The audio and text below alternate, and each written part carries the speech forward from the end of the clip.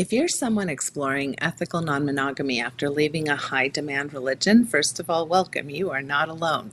For many of us, growing up in rigid religious systems meant we never learned what boundaries actually are. We were taught obedience, sacrifice, conformity, not so much the autonomy, consent, or emotional safety. So when we enter the world of ENM, which is all about communication and negotiation and choice, it can be both liberating and overwhelming. So today we're diving into how to set and honor boundaries in non-monogamy, especially if you're healing from purity culture, people-pleasing, or spiritual trauma. I'm the Sex Mormon therapist with the emphasis on X. I'm a certified sex therapist here to help you get the information we never got at church, unlearn the shame we did, and reconnect with your pleasure. Make sure to subscribe if you're looking for real talk, tips, and tricks for better sex and relationships. In high-demand religion, boundaries were often seen as selfish, disrespectful, and even sinful.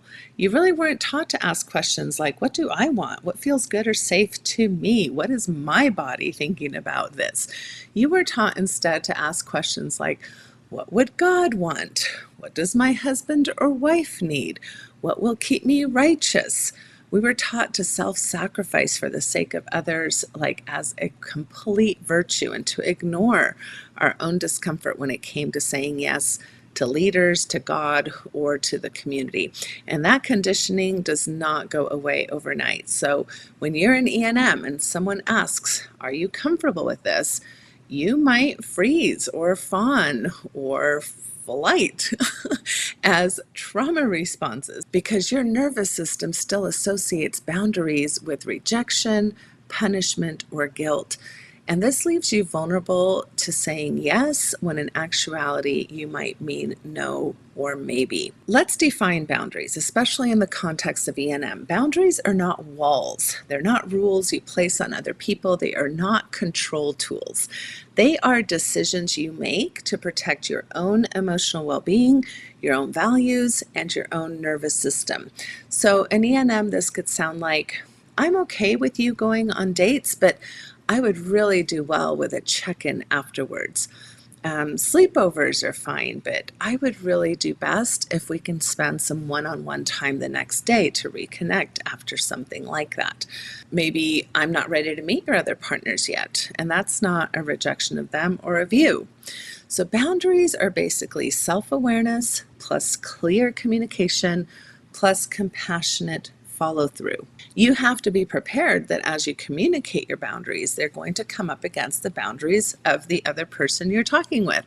So you may hear no to some of the things you're bringing to the table because that's not something they are comfortable with.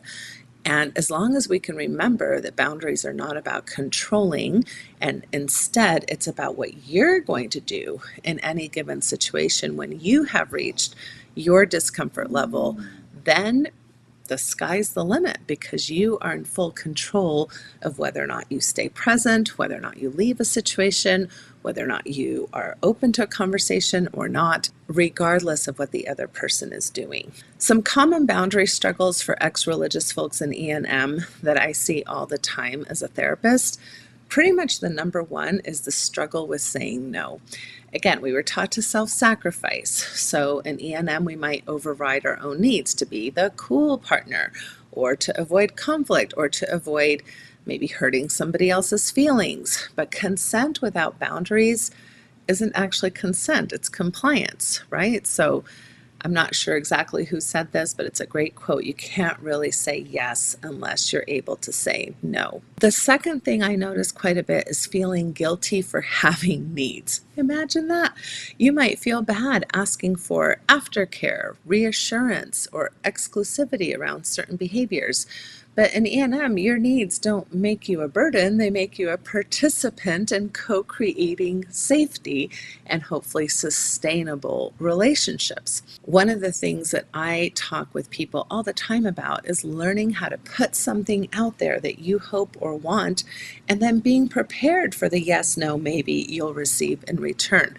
We can be resilient around these things. We can deal with disappointing others, and we can deal with being disappointed ourselves. The number 3 issue that I would say I see is overcorrecting for religious trauma. And what I mean by this is that sometimes in the rush to be sex positive or free, or to see yourself as liberated and not under the thumb of religious oppression, people say yes to things that they're not actually ready for or would even consider something that they would find pleasurable. And that's not empowerment, it's reenactment. So the goal isn't to swing from repression to boundaryless openness, it's to move into consensual, self-honoring choices. So what can some healthy boundaries look like that honor your peace while loving freely? Here's a few examples. I want to know when new partners are entering the picture so that I can emotionally prepare. If I'm activated or triggered, I need a pause, not a push. We can explore new dynamics, but I'd like to revisit the conversation weekly for now. I'm saying no to group scenes right now, not because I'm ashamed, but because I'm listening to my nervous system and what I'm ready for. Healthy ENM isn't about saying yes to everything. It's about building a relationship structure that supports safety, desire, and each other's dignity. Now let's talk a little bit about some of the ways I see people responding when they receive a no that they don't like. Sometimes people respond in ways that are invalidating, manipulative, or dismissive, even if unintentionally. Remember, this is what we were role modeled in the religious systems we come from. People did not do well with no's to boundaries. So we don't typically have the skill sets either. So here are some common, even though I would say inappropriate things people say when frustrated by a no in ENM, particularly among ex-religious or deconstructing folks. One is that they blame or pathologize the boundary. And this can sound like, you're just still repressed from our religion. This is just your purity culture talking. You need to do your own work on jealousy. You're being triggered, not irrational. Why this is a problem is that even if trauma is part of the dynamic, weaponizing someone's past against them invalidates their current autonomy and, quite frankly, has you looking like an ass. Another very common thing is pressure through comparison or guilt. Like, other people in ENM don't need this kind of reassurance. Why do you? I thought you wanted to grow. This feels like a step backwards. You said you wanted this. Are you changing your mind now? This basically communicates that your boundary is a problem because it's inconvenient for me. Cry me a frickin' river, people. This is where we really need to grow into our adult maturity levels, our adult emotional intelligence. And yes, we're all fairly stunted at that. But we really need to look at how we are acting in ways that are really just adult versions of tantrums. Another common thing I hear a lot is spiritual bypassing or liberation shaming. Like, I thought we were deconstructing shame. Why are you acting so closed off? Isn't the whole point of leaving religion to be free? You're just afraid of your own desire. This flips the script and uses the language of empowerment to justify disregarding consent, and it is a no-go. We also want to stay away from minimizing emotional needs. Things like, you're being too sensitive. It was just a date, fling. You're overreacting. You need to toughen up if we're going to do this. Oofta, none of that usually helps. Basically what this communicates is your feelings are the problem, not my behavior. And I don't know very many humans where feelings get dismissed and people do well around that. Most of the time we do best when feelings are validated, even if we don't agree with them. And disguised ultimatums are never really helpful either. If you can't handle this, maybe ENM isn't right for you. I don't want to be limited by your trauma forever. I need someone who's secure enough for this. This turns a boundary into a test, which undermines emotional safety and trust. And although every relationship does have deal breakers associated with them, these are not necessarily very helpful to just throw out there.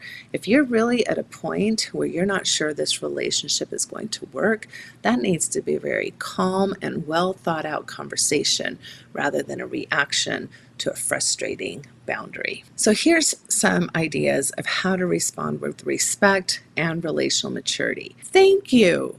Thank you for sharing that. Can I ask more about what you need?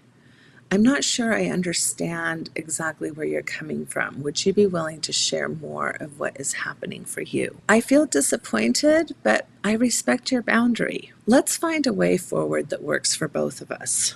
Can we revisit this later if things shift for you? And even the classic, you know what, I notice that I'm not going to be able to respond as my best self right now. I think I need a time out. And we can come back and talk about this later tonight. One last thing I'd like to discuss when talking about boundaries is what you might have heard being referred to as veto power. And veto power basically describes this language that basically says one of us has the power to basically stop whatever is happening in our current agreements. So this would refer to the idea that your partner can shut down a connection you're exploring with someone else. No questions asked, no discussion needed.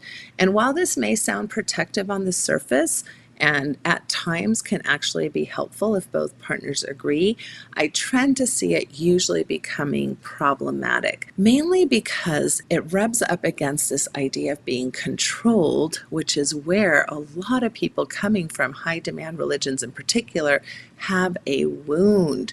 And so it feels like almost like adding salt into the wound. It can feel damaging, disempowering, and again, kind of recreate some of those same control dynamics that many of us are trying to deconstruct from our religious past. Especially for couples opening up for the first time, veto power can feel like a safety net and a sense of control and a fallback plan in case things get too messy. But the problem is that it puts one person's comfort above another person's autonomy, and it often objectifies the third person, treating them like an accessory instead of a full human being. I would say it's almost like a faux sense of control and safety, where you're really going to find the type of calming negotiations that will help your nervous system is through spaces more like a pause. Veto powers often are born out of fear and rarely build trust. Again, just as another reminder for those of us who were raised in high control religions, we are used to authority overriding consent, compliance being framed as love, sacrificing our needs to preserve the righteous order of things. So when we enter ENM and introduce veto power, we're often recreating that same hierarchical structure, just with different language. And although we may think it's about protecting the primary partnership, it may not do that if this veto power is rooted in guilt, spiritual trauma, or fear of abandonment. Again, it's not protection, it's reenactment. And I oftentimes hear something like the following story, like, I can't believe that you're not willing to stop this. I can't believe this is more important than what my pain or my discomfort. So again, it gets into a kind of a competition of whose comfort or discomfort is most important. And then on the other side, I'm like, I usually hear something like, I can't believe that you're wanting to control me in this way, or that you would expect me to just acquiesce in this way because you're uncomfortable. So anytime you start talking in these particular ways, you just get into a power dilemma of who's going to win. And anytime one person wins, the other person loses, and we want to really find win-win situations. So what you can do instead, so what I have found to be much more helpful than veto power language is pause button language. Use a pause, not a veto. A pause says, something in me is activated and I need space to process this. And the other person can say, okay, even though that's uncomfortable, maybe to give you that space, I can do that temporarily because I do care about you and your comfort does matter to me. Can we slow down while we revisit some agreements? Can we pause this specific activity, but maybe not the whole relationship while we reconnect? Pausing respects everyone's humanity. It centers consensual slowing down versus unilateral shutdowns. It allows the emotional body to catch up with the cognitive values of ENM, and it reflects that boundaries are living conversations, not commandments.